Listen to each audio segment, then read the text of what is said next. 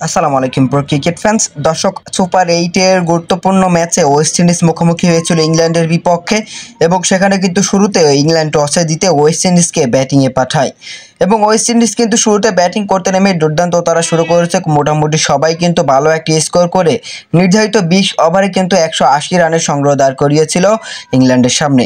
আর 181 রানের জবাবে ব্যাটিং করতে নেমে কিন্তু শুরুতেই হতাশ করেছেন জস বাটলার এবং মঈন আলী। মূলত তারা দুজন হতাশ করার পর কিন্তু ইংল্যান্ডের সমর্থকেরা ভেবেছিল ইংল্যান্ড আর ঘুরে দাঁড়াতে পারবে না, কিন্তু আসলে জনি ব্যারিস্টো এবং ফিলিপ সল্ট তারা দুজন যে খেলা দেখিয়েছে সেটা অনেক দিন মনে রাখবে ইংলিশ ক্রিকেট প্রেমীরা। মূলত তারা দুজন 97 রানের একটা দুর্দান্ত জুটি করে এবং সেখান থেকে কিন্তু ম্যাচ জিতিয়েই তারা মাঠ ছেড়েছেন, যেখানে দুর্দান্ত খেলা খেলেছেন ফিলিপ সল্ট। 16তম ওভারেই কিন্তু ম্যাচের মোড়টা ঘুরিয়ে দিয়েছেন, কেননা তিনি রোমারিও শেফার্ডের ওই ওভারে 30 রান নিয়ে আসেন, আর যেখান থেকে মূলত ম্যাচ থেকে ছিটকে পড়ে যায় ওয়েস্ট ইন্ডিজ।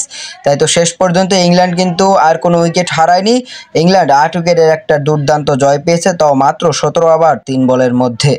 180 রান চেস করতে ইংল্যান্ডের আরও 15 বল হাতে ছিল। আর এরকম ম্যাচের দিনে কিন্তু কাইরন পোলার্ডকে পুরোপুরি হতাশ লেগেছে, কেননা ইংল্যান্ড ওয়েস্ট ইন্ডিজ যুদ্ধে তিনি কিন্তু ইংল্যান্ডের হয়েই অংশগ্রহণ করেছে, কেননা তিনি কিন্তু ইংল্যান্ডের ব্যাটিং পরামর্শক এবারে টি-20 বিশ্বকাপে, আর তার ব্যাটিং পরামর্শেই কিন্তু ইংল্যান্ডের ব্যাটাররা আবারও দুর্দান্তভাবে জ্বলে উঠেছে।